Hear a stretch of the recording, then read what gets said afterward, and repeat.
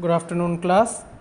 Today we are going to discuss topics from chapter 26 of your Robbins textbook, that is soft tissue tumors and also bone tumors, and also one topic from chapter 11, that is vascular tumors. So you can pause the video and note down the topics which are going to be discussed today, but we will continue with the first topic, that is lipoma. A lipoma is a benign tumor of adipose tissue or fat. It is the most common soft tissue tumor of adulthood. These tumors are subclassified according to morphological features into conventional lipoma, fibrolipoma, angiolipoma, spindle cell lipoma, etc. But today our discussion will focus only on conventional lipoma. As you can see in the gross picture here, this is the cut surface and this is the external surface. We can see that in the cut surface it's showing a glistening yellow appearance, and also when you see this specimen in not on the screen but in reality, when you will see the specimen, you will be very easily able to make out that there is a thin capsule surrounding the entire specimen. Even in this photo, if you look closely, you can make out there is a very thin capsule surrounding the specimen. The external surface is the capsule itself. Here, as for the description, we have it here that the specimen consists of capsulated round mass measuring 3 cm in diameter, and it is yellow in color. The cut section is showing a glistening yellow surface. This is how you will describe the specimen. Mind you, when you will say the specimen is measuring 3 cm in diameter, this measurement you will use only when examiner is asking you about this particular specimen. Do not say 3 cm when examiner is asking you about lipoma in general. Okay, but I am saying this because many of the students do this as a mistake. Do not go on saying lipomas are masses which measure 3 cm. No, all lipomas don't measure 3 cm. Obviously, this specimen measures 3 cm. Okay, now that we have cleared that up, we will continue with the microscopic picture. The conventional lipoma is a well encapsulated mass of mature adipocytes. Mature adipocytes, how will you identify? Because they have lipid vacuoles and they have an eccentrically placed nucleus. And also it is a capsulated mass. As we can see in this diagram, also there is a fibrous capsule that has been labeled. Also, these mature adipocytes are separated into lobules by delicate thin fibrous septae, which also has been marked in this diagram. These fibrous septae separate the adipocyte masses into lobules. Lipomas usually arise in the subcutaneous space in the proximal extremities and trunk, most frequently during middle adulthood. And but although lipomas sometimes they can be large, intramuscular, and they can be poorly circumscribed, but generally they are well encapsulated masses. Lastly, since lipomas are soft, mobile, and painless, except for when they are angiolipoma, for example, so since they are soft, mobile, they are usually cured by simple excision. Okay, that's it for lipoma. We will move on to one more thing about lipoma I would like to bring to attention is special stains. The examiner may sometimes ask you about special stains used to identify lipoma. You will have to answer that oil red O and Sudan black are some of the special stains which are used. Let me show you what it looks like.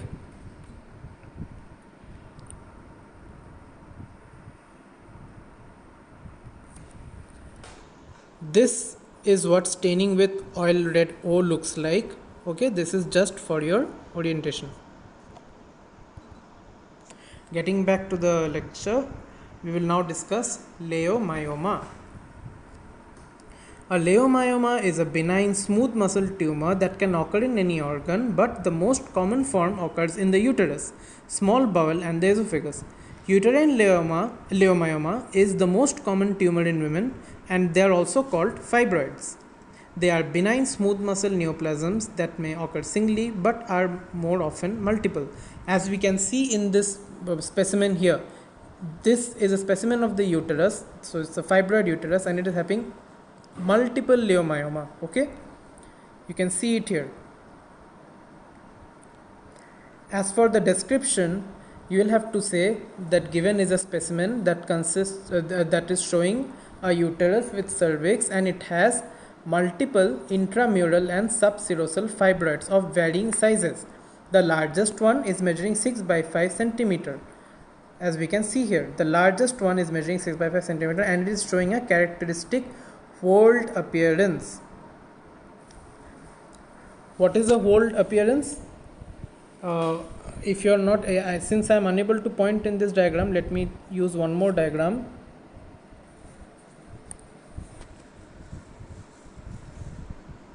Just a minute.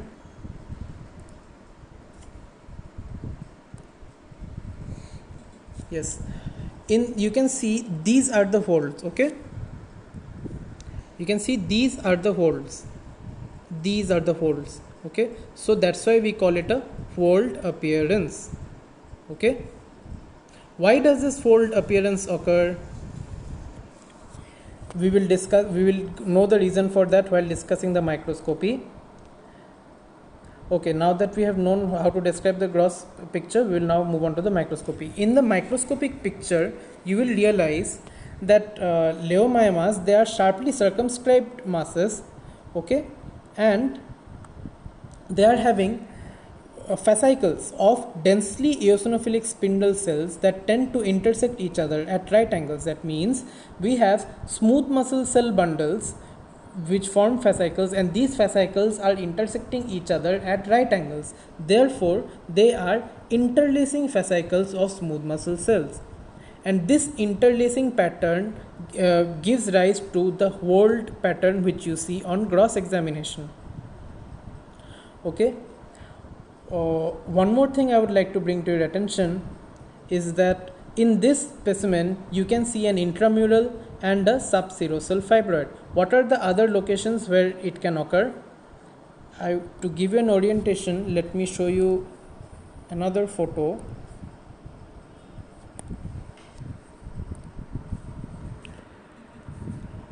Here we can see that a fibroid may be submucosal, it may be subserosal, that is when it is just beneath the serosa, submucosal when it is just beneath the endometrium, it can be pedunculated submucosal, it can be completely in the myometrium, that is when it is called intramural, or it can be fundal subserosal. These are the various locations where a fibroid can occur.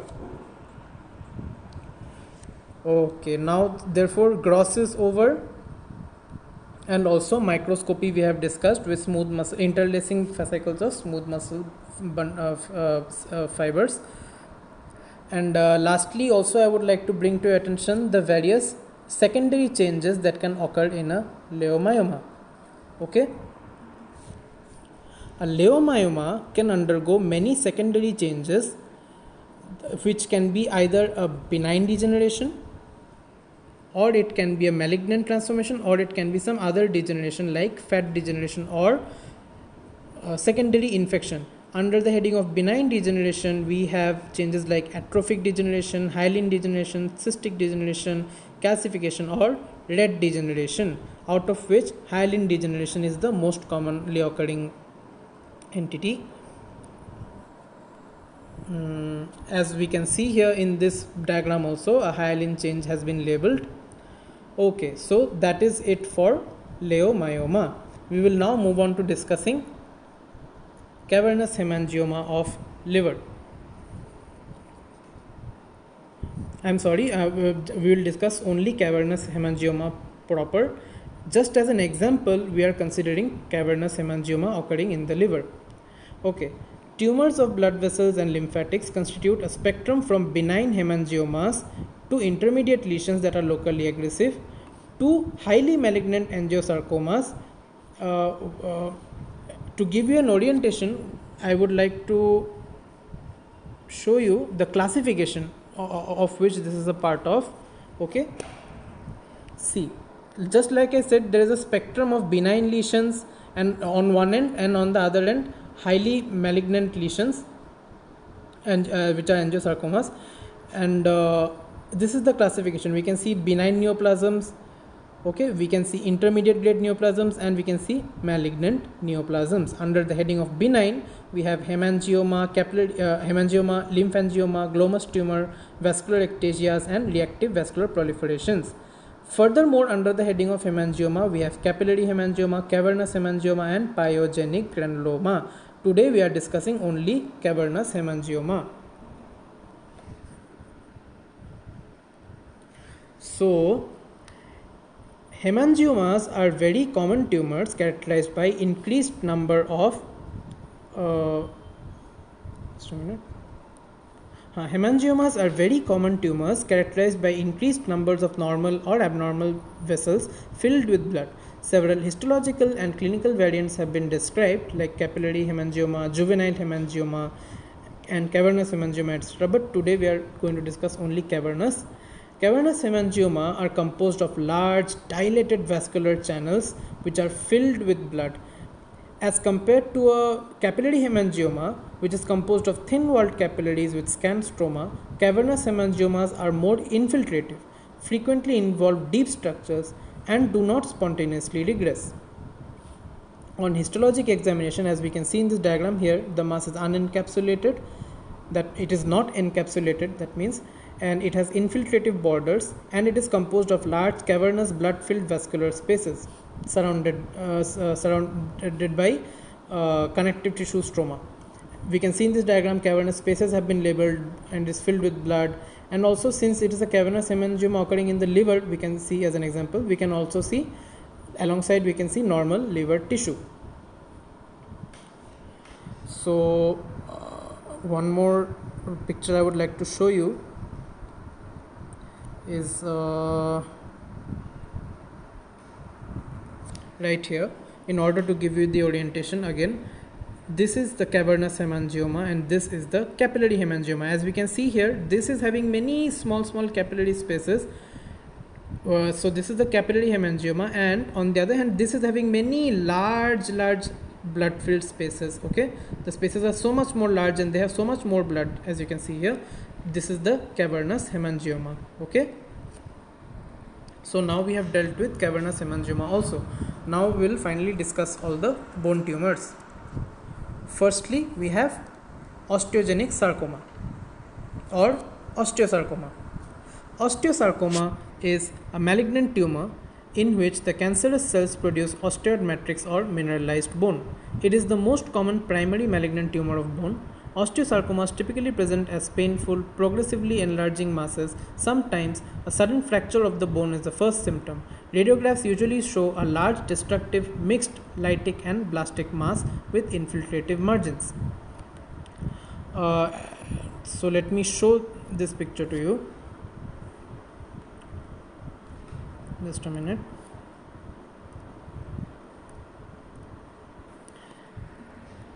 Here it is. As you can see, the distal femoral osteosarcoma with prominent bone formation extending into the soft tissues can be seen here. The periosteum, you can see right here, the periosteum has been lifted by the tumor. Okay, and underneath a triangular shell of reactive bone has been laid down. Okay, and this triangular area formed is known as the Codman's triangle. Periosteum being lifted, new reactive bone being formed, and the triangular space between is known as the Codman's triangle. It is a radiographical term.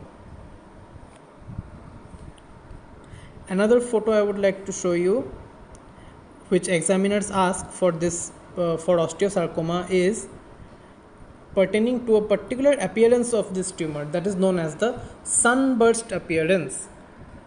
As we can see here, this is the sunburst appearance. See, it's like radiating rays of a sun. Okay, you can see here, no?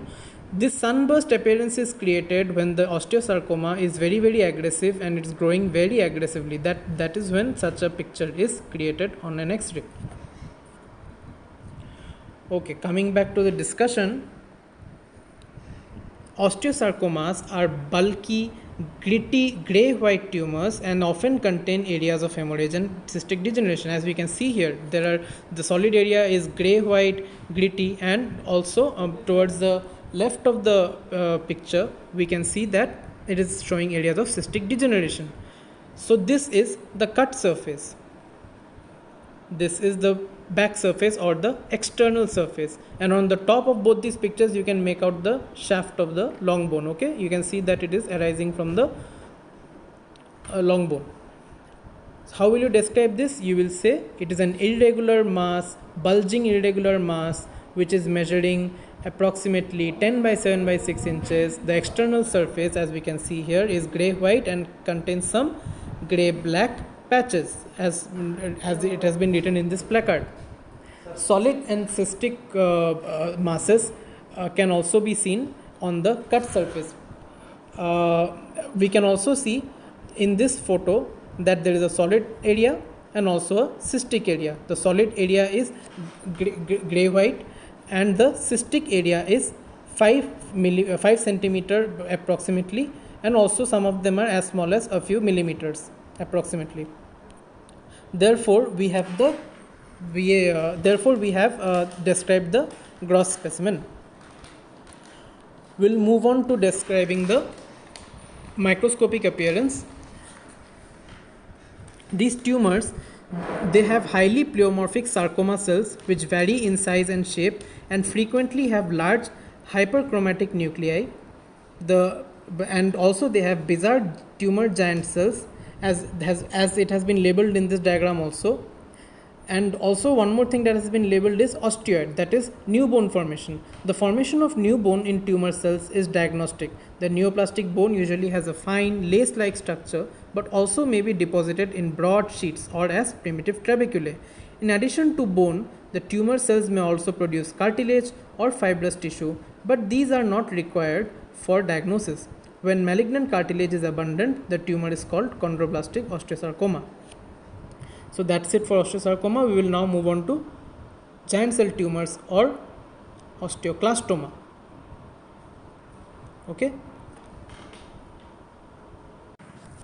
So for discussing osteoclastoma, we will first establish that giant cell tumor and osteoclastoma are the same thing. Why? Because giant cell tumor is so named because microscopically we can see many multinucleated osteoclast type giant cells. I'll show it to you in a bit. Since it has many multinucleated osteoclast type giant cells, that's why it is also called osteoclastoma. Okay, giant cell tumors often destroy the overlying cortex, producing a bulging soft tissue mass delineated by a thin shell of reactive bone. These are large red-brown masses that frequently undergo cystic degeneration. So at this juncture, we can see that in this gross picture, it has solid area. It also has cystic and hemorrhagic areas, and also we can you can appreciate the shaft of the long bone. As for describing it, you will say that we can see in the cut section of the bone there is a bulging irregular mass measuring 10 by 8 by 5 centimeter. The tumor mass is grayish white in color, and it also shows areas of hemorrhage and cystic degeneration. The cortex is thinned out, as you can make out in this picture. Towards the upper left corner you can see a thinned out cortex area can be seen. Okay, so a few more things that I want to show you.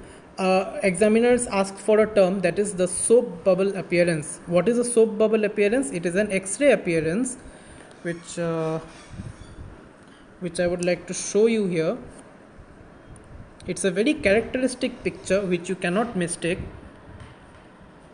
Here, can you see this? This is known as the soap bubble appearance of giant cell tumor. Why does this occur? Because it is a lytic lesion.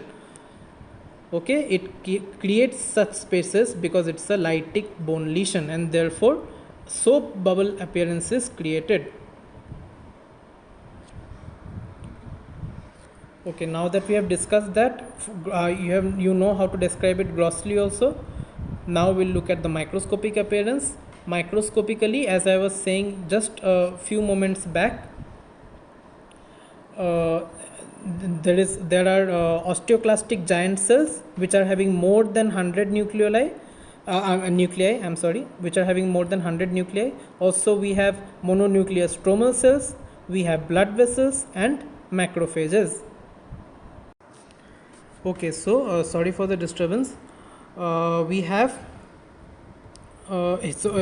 were discussing the microscopic picture. Histologically, the tumor consists of sheets of uniform oval mononuclear cells and numerous osteoclast type giant cells with 100 or more nuclei, as we have already explained here.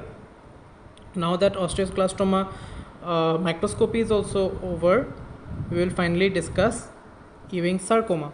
Ewing sarcoma is a malignant bone tumor characterized by primitive round cells without obvious differentiation. It arises in the medullary cavity, invades cortex, periosteum, and soft tissue. The tumor, as we can see here, is soft tan white in appearance. It is a more pale kind of white compared to a grey white appearance of the previous two tumors that we discussed.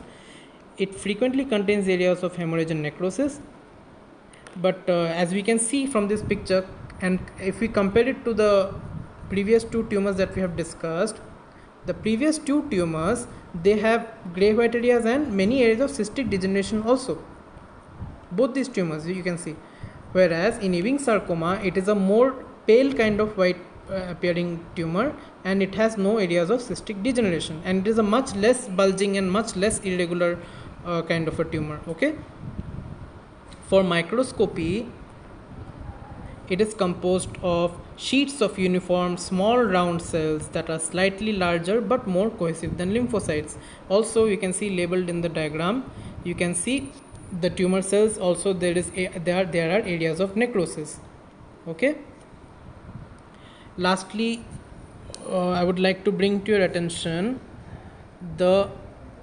another term that examiners like to ask for Ewing sarcoma, that is the onion peel appearance. As we can see here, it is very well seen in this picture. This is known as the onion peel appearance of Ewing sarcoma. Okay, and another picture that I would like to show you,